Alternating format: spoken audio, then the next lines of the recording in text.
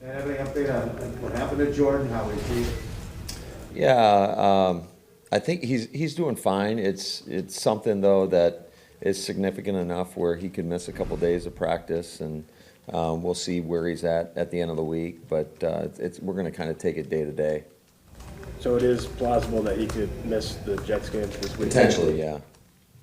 So what do you do at quarterback then? That's a great question, Bill.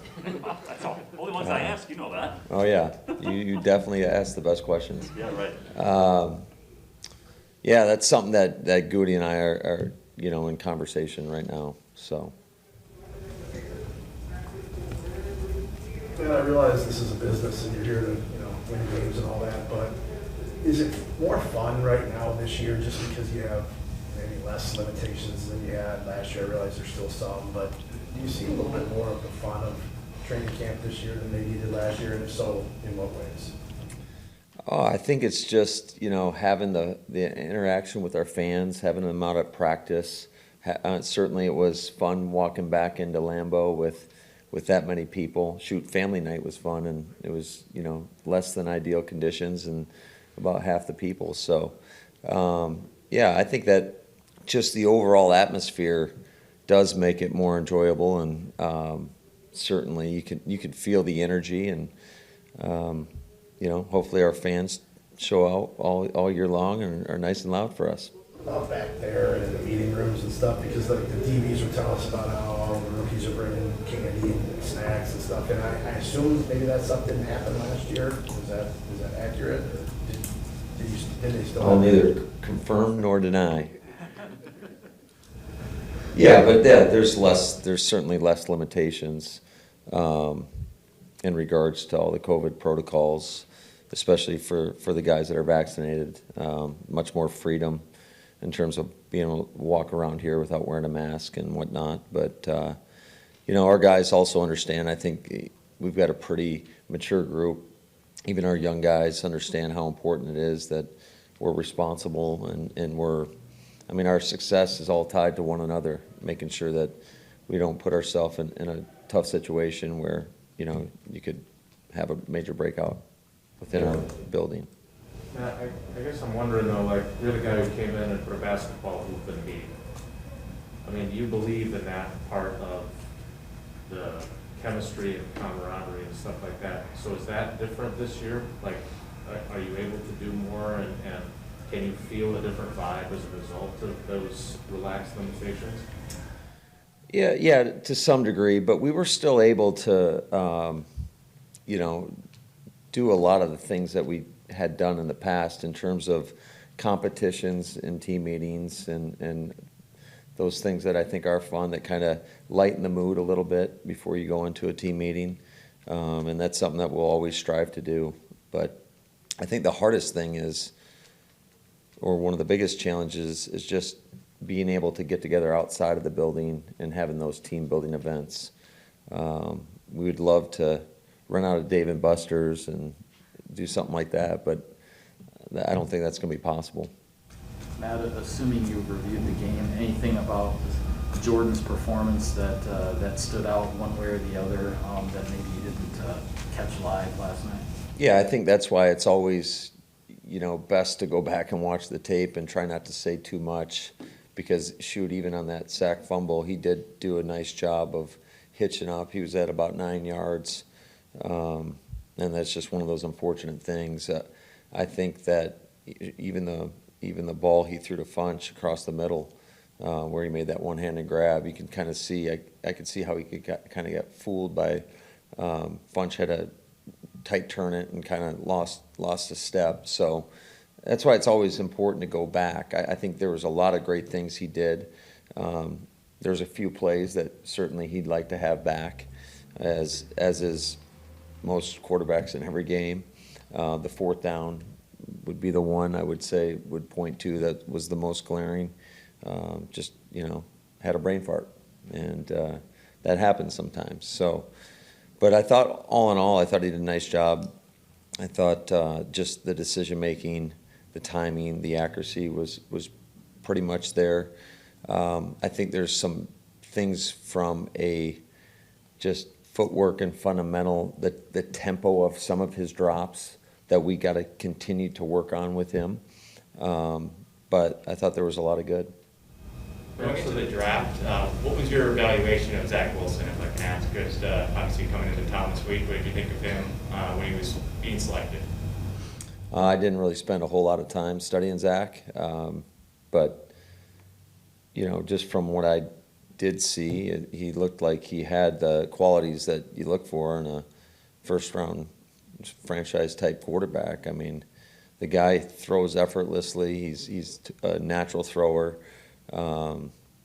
He has he can make the off-schedule plays, and I mean, I know we all watched throughout the draft process at his pro day the throw he made that very few in the league can make.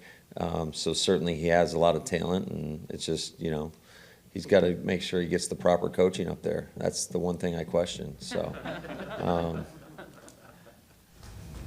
Hey, Matt, going back to Jordan, so the guys are off today, totally? Yeah, they're off. Okay, so from a process standpoint, do you and Luke and Nate sit down and watch the tape and focus on Jordan, and then will you sit down with him? Or it just seems like after 2 years of not playing games, it would be really useful to get a lot of time breaking it down with him. Do you do that, or how does it work?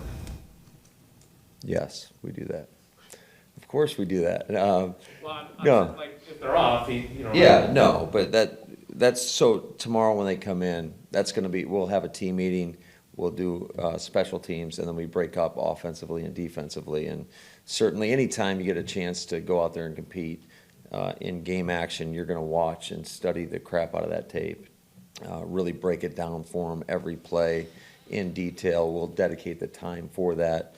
And then, we talk about it in the team meeting as well, just the things we did well as a team, the things that we didn't do so well, and then the things that will absolutely get you beat. So that's kind of our process, but we do that for every practice.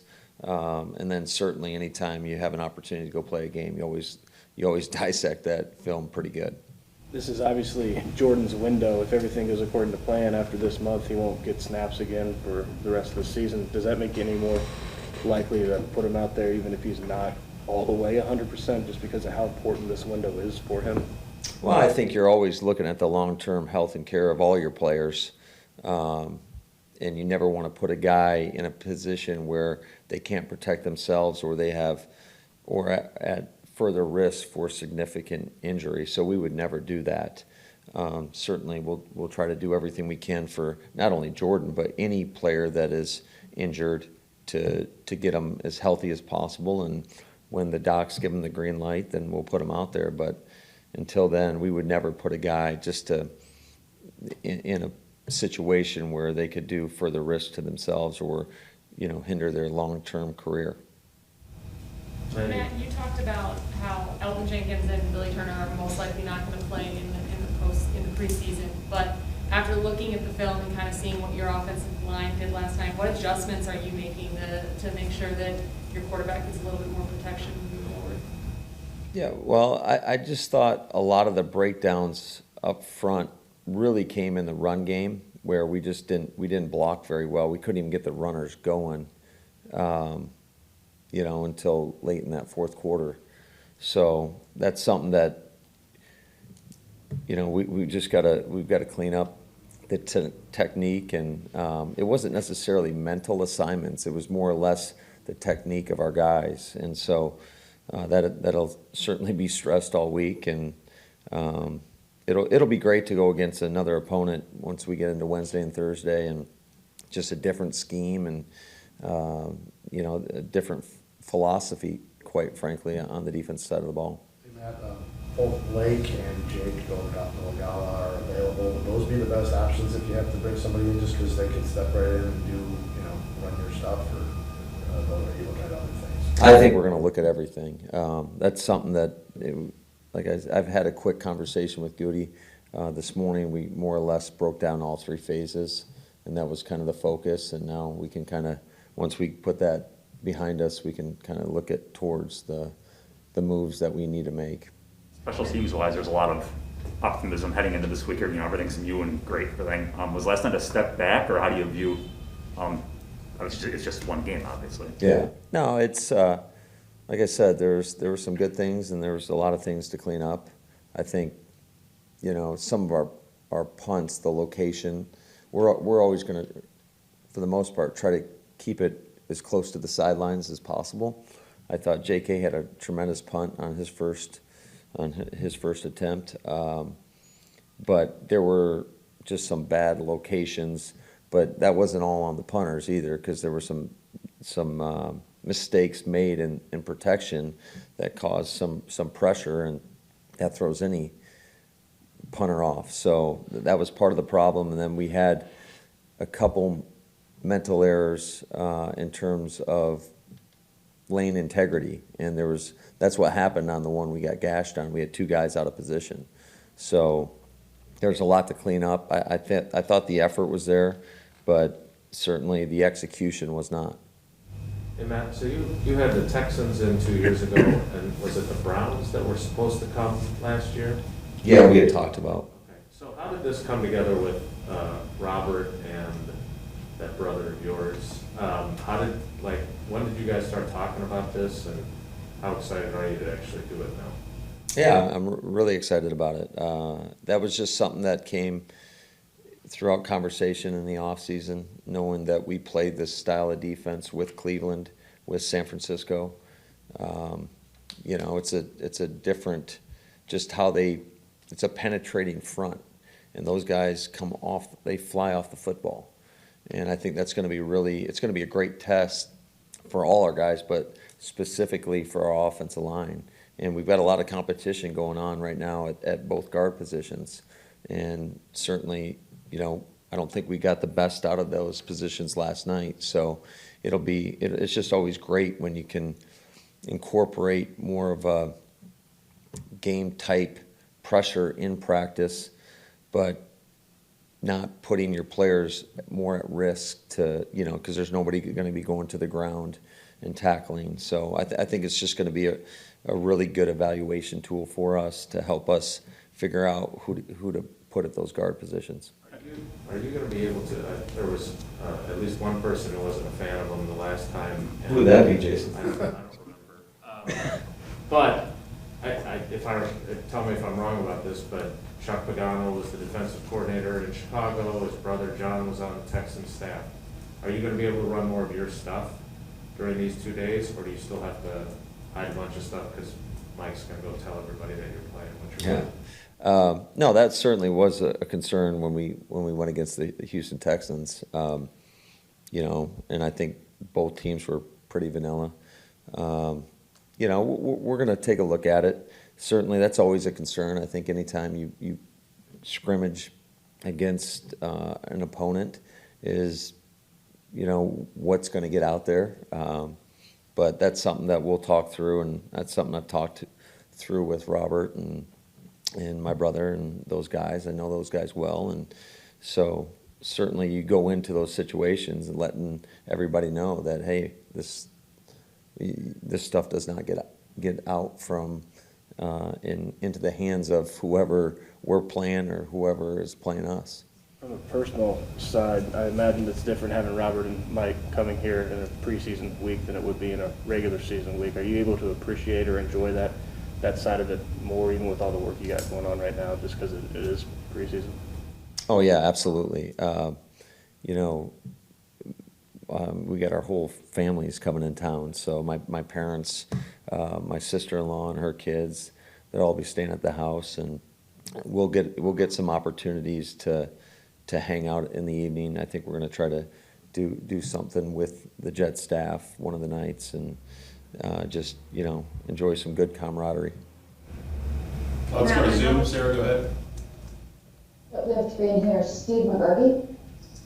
Just wondering, you talked about the lack of running room and blocking. I was just wondering, was there anything that stood out among the running backs, and anything that anybody was separating themselves, or was it kind of difficult to evaluate them just because of the lack of run opportunities?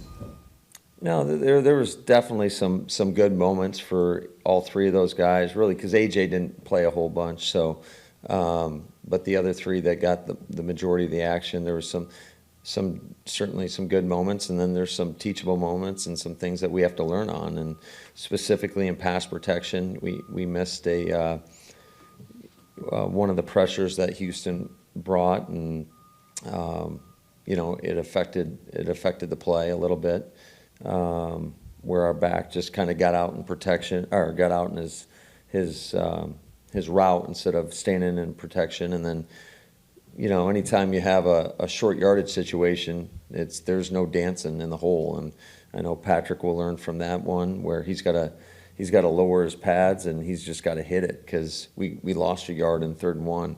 Shoot, if it had been 4th and 1, we probably would have gone for that one too. But there's a lot of good moments to learn from. I thought Dexter, when he got into the game, he definitely provided a spark and had some nice runs that he ripped off. And I do think that they were better blocked than some of the previous runs in the game.